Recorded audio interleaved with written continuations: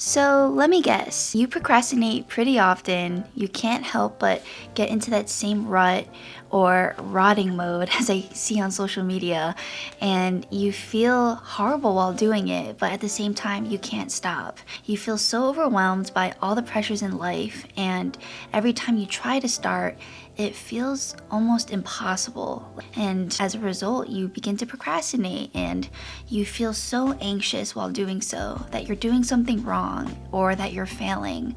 Well, if this captures exactly how you're feeling, you are not alone. So if you're new to this channel, hi, I'm Macy, and I make videos on this YouTube channel about my creativity journey and also my cozy lifestyle. And I also run a creative design studio called Cozy Lee Studios. So that's a lot, and at the same time, I still feel like I'm not doing enough. I feel like I am not doing enough. I feel like I don't post enough videos. I feel like I don't have enough frequent sales. I feel like I'm not releasing new products for my design studio.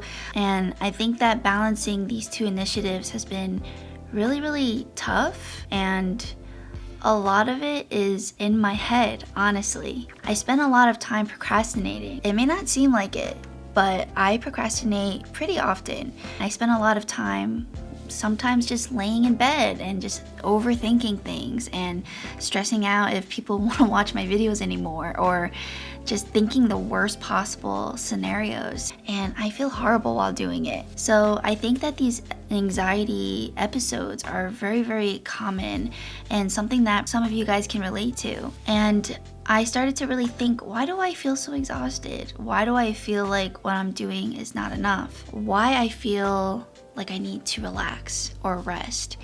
But when I actually try to relax or rest, I feel like I have such a hard time. So I actually did a deep dive on this subject of procrastination. And I think a lot of it has to do with this pressure to be perfect. Are you someone that puts a lot of pressure on yourself to be perfect, or you're constantly comparing yourself to others on social media and you can't help but look at your current situation and feel kind of shitty about yourself? Well, that is very, very real.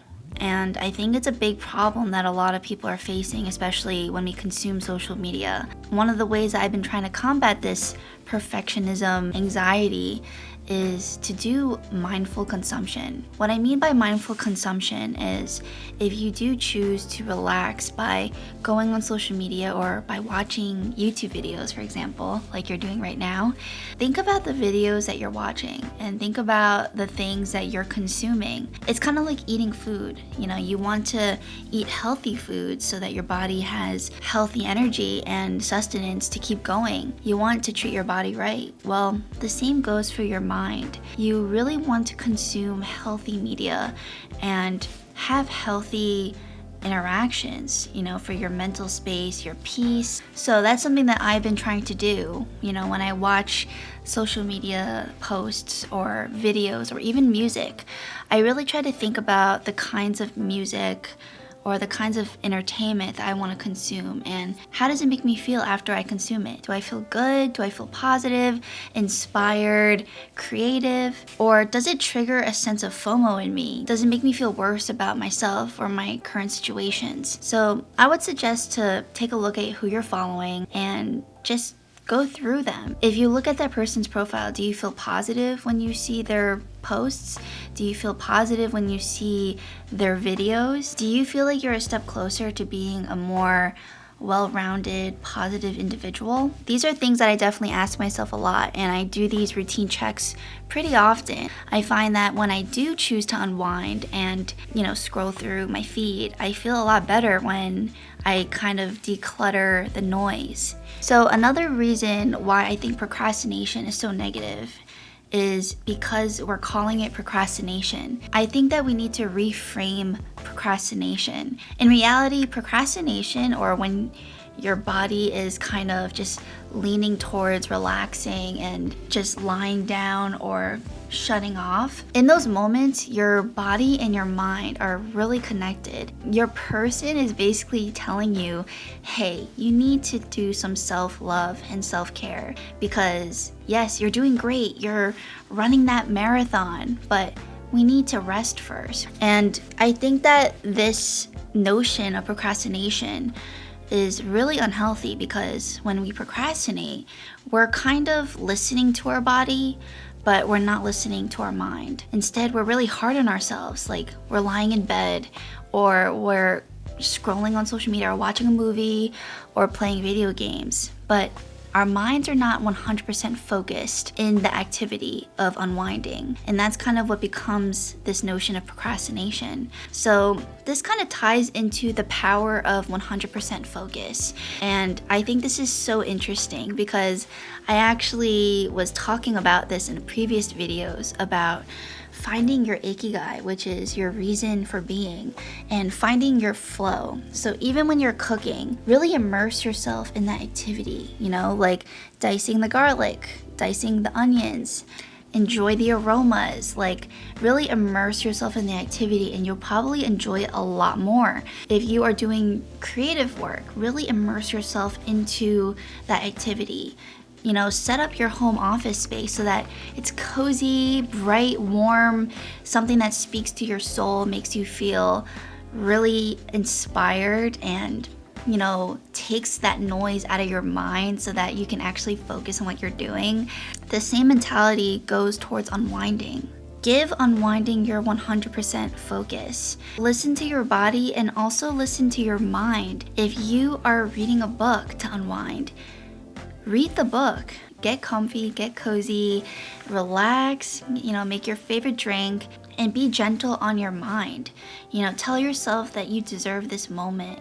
I think that it kind of is hard, because we feel like we will not be successful if we are slacking off, or if we're, procrastinating too much. But actually, you will find that you become a lot more productive when you give yourself that time to unwind and practice this self-care. I actually was asking questions on my Instagram stories, and a lot of the questions that you guys asked me revolved around this topic of procrastination, and how do I do so many things? How do I stay consistent with making all these videos?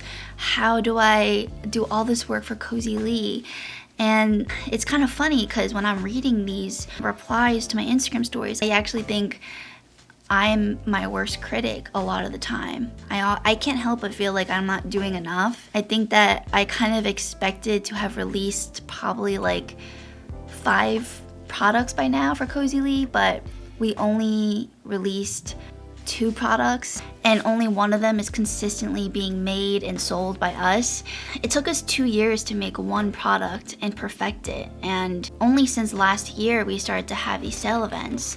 So from my perspective, I feel like I'm not doing enough. And because I've been focusing on Cozy Lee and bringing these cozy aesthetic products to you guys, I feel like I've been slacking on the content front, and I haven't been able to make videos like this one. And it's not that I don't have enough time. I actually spent a lot of downtime overthinking and having these anxiety moments and procrastinating. And my procrastination is not even productive, because I'm not giving my procrastination 100% focus. Okay, well, I'm not giving my unwinding sessions 100% focus. Even though I'm in that zone of trying to relax, my mind is not there. And as a result, I often feel even more overwhelmed, consumed by thoughts.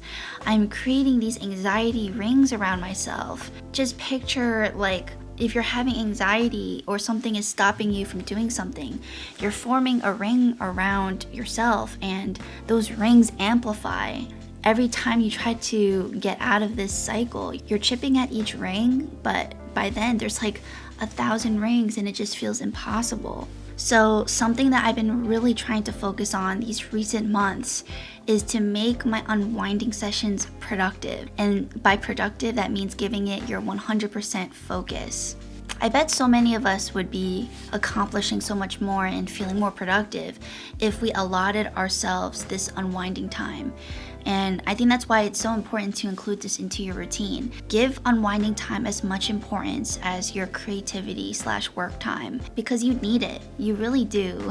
You need that time to recharge and to feel inspired. It's kind of funny because I actually delayed making my next YouTube video because, one, I wasn't really sure exactly what kind of video to make. Again, that is my anxiety speaking, and my mind was kind of like, I'm not sure if your audience cares about this. I don't know if they care about that. Two, I just felt like I was so consumed with all these thoughts, and it kind of just made me not do anything. So I actually stalled and procrastinated making this YouTube video. So on day 3, I just said, you know what, I'm not gonna keep trying to force this because it's not working out. So I actually dedicated that Sunday to doing a full Sunday reset and cleaning my entire house. I took all my clothes out of my wardrobe and folded all of them and, put them all back neatly. And while I was doing this, I just had this idea to make this video about procrastination. So I actually opened my notes app and I pressed the microphone button, and as I was folding my clothes, I was talking about this topic to myself. And my notes app was transcribing all of this for me, and this helped me get my ideas out so effortlessly. By the time I knew it, I was done folding my clothes. I felt inspired to make my next YouTube video. I already had, a bare bones script or a guideline of my random thoughts. And here I am. I felt really inspired to make this video the next morning. That's why it's really important sometimes to take a step away from any situation so that you can recharge, unwind, and by the time you know it, that inspiration will come back naturally, and you're going to feel those creative juices recharging and coming back. So for me, unwinding can be so many different things. Having a really nice homemade family dinner, that's a form of unwinding. And when you're at the dinner table, put your phone away. Really engage in those conversations with your loved ones and be fully present, because if you're constantly checking on your phone, in my case, if I'm constantly checking for YouTube comments, or when you're at the dinner table, put your phone away. Don't look at your phone. Don't be distracted, because going like this in front of other people immediately makes you feel closed off. And your body language kind of tells other people that you're not interested in them. And this can actually hurt your relationships. Another way that I like to unwind personally is by playing my favorite video games. So if you follow my channel, you know that I love a good cozy gaming night, playing games with my family. So if you didn't already know, this is a joint home office with my boyfriend and my sister, and it's a lot of fun. We love playing co-op games. We play games like Fortnite, Smite, Sea of Thieves, Dinkum, Stardew Valley, all sorts of cozy games and also fun action games. We're always exploring new games to play, and we always have tons of fun. So that's a form of unwinding where I try to give it my 100% too. And there are other kinds of ways of unwinding. Get into board games. We have so many board games that we love, like Shogun, Everdell, Rails and Sails. That's a good one. It's like my favorite one. Board games are a really great way to unwind with a group of friends, your family, and it's really interactive. It's away from the screens, which is really nice. Baking. Consider baking together or cook something really fun together. And even watching movies. It's one of my pet peeves when you're showing someone a movie and they're constantly checking their phone. And it's like, is this movie boring to you? Why are you on your phone? So when you're watching a movie with someone, don't view it as just watching the movie. View it as a bonding experience that you're trying to bond with someone, because you're going to talk about the movie after, but if they find that you don't remember what was in the movie, they're gonna get offended. One of the ways that I've been trying to unwind is to give myself weekends. This might be a bit weird to hear if you're working a traditional 9-to-5 job, but ever since I became an entrepreneur and doing content for social media and also running my cozy design studio, I have not given myself weekends. So I'm working every single day, probably 24/7, and it has created a lot of anxiety over time. I think in the beginning when I set out to do this, it was very exhilarating. I was so excited. I was in the go, go, go mode. I was like, man, like possibilities are endless. Like I can keep going at it. But I think after 2 to 3 years of doing this, I'm at a point now where I want stability in terms of work-life balance, and one of the ways I'm going to be doing that is to be giving myself the weekends to be weekends.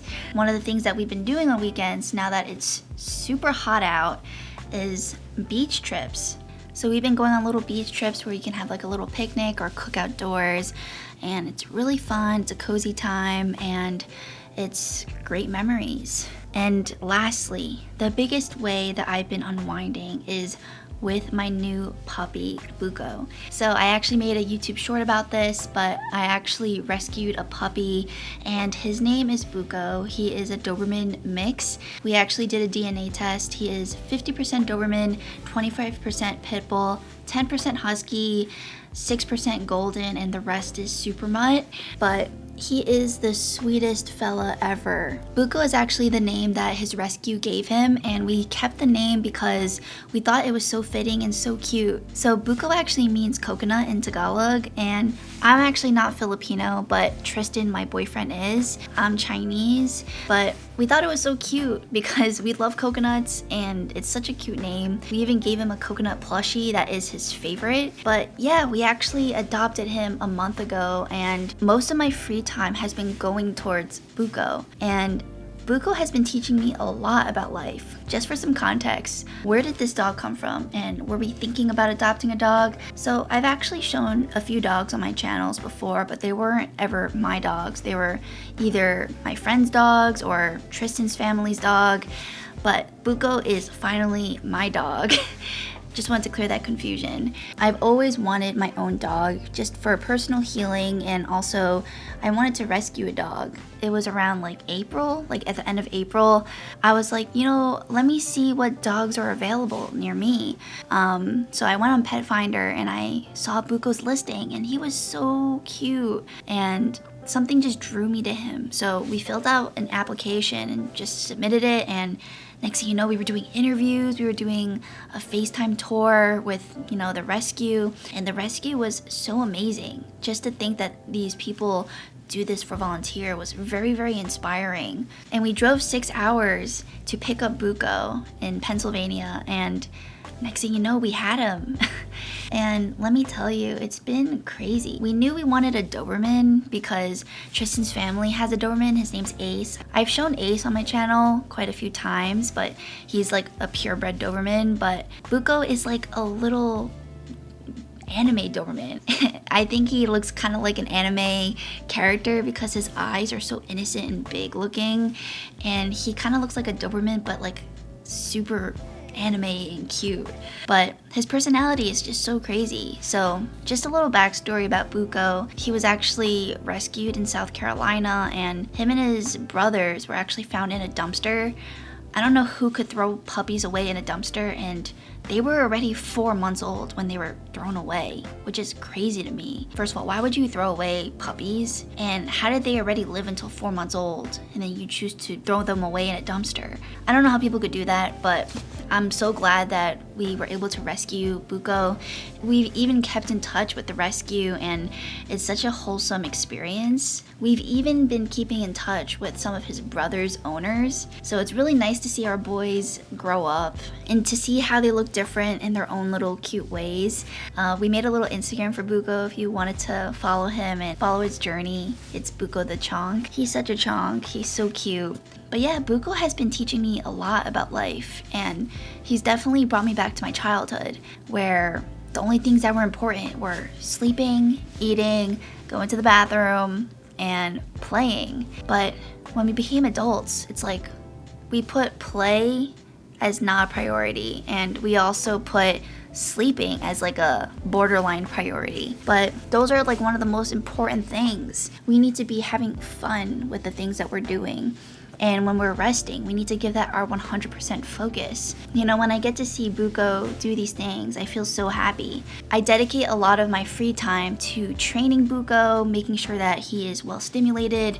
He is already crate trained and house trained, which is amazing. His foster parents did such a great job with him. But I think that Buko is just appreciative.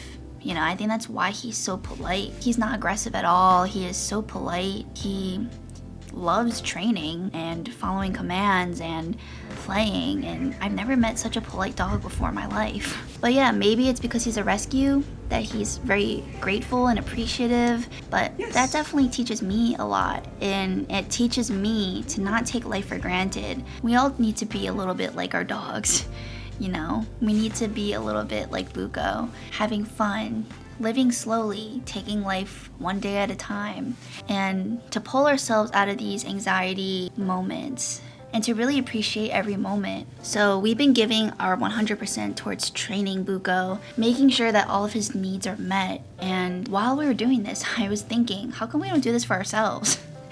We also need to make sure our needs are met, that we're well fed, that we're getting enough sleep, that we're being mentally stimulated, that we're getting enough physical exercise. These are all really interesting topics, and I hope that this video made you feel something. Let me know. I think that for me, when I watch content these days, I feel like I often don't feel anything. I hope that this video makes you feel something. And if it did, let me know in the comments how it made you feel. Did it make you think things through? Did it make you reflect on yourself? I just wanted to do a little recap. First of all, I think we need to stop calling it procrastination. If you see that you're procrastinating, perhaps it's because you're not giving yourself that time to unwind. And when you're unwinding, give it your 100%. Same with work. That unwind self-care is just as important as being productive and, doing all of this work. We all gotta be a little bit like Buko, take things a day at a time and enjoy life. That is the most important thing of all. If this video was helpful, let me know in the comments. Be sure to like this video, which helps the video a lot in my channel, and subscribe for more. As for me, I'm going to try to stop procrastinating too, and I'm going to be giving myself those designated unwinding times. I think that's going to help me so much and relieve a lot of pressure that I feel. So prepare to see more consistent videos. I'm really sorry for being so inconsistent, but I do appreciate you guys saying I'm juggling a lot on my side of things. I'm so grateful that you guys watch my videos, and I can't wait to keep up with this journey. Let me know if you like these talking videos. I have a lot of fun sitting down and chit-chatting with you guys. And yeah, I hope that you guys are staying cool. It's really hot this summer, and I'll see you in the next one. Bye!